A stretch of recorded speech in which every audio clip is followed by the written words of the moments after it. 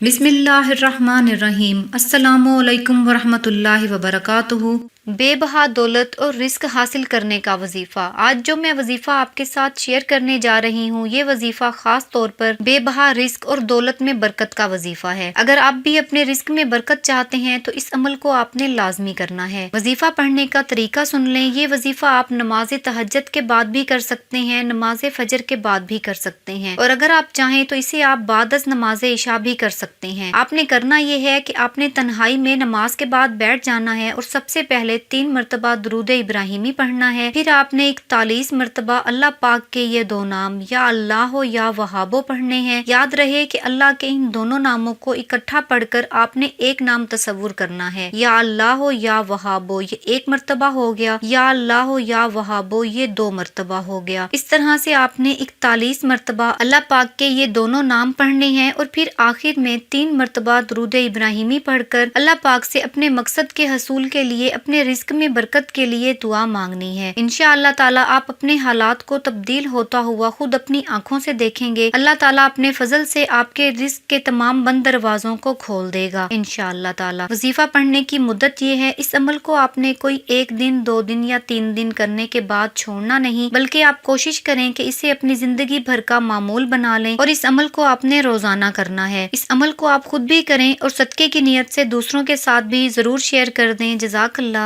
अल्लाह हाफिज।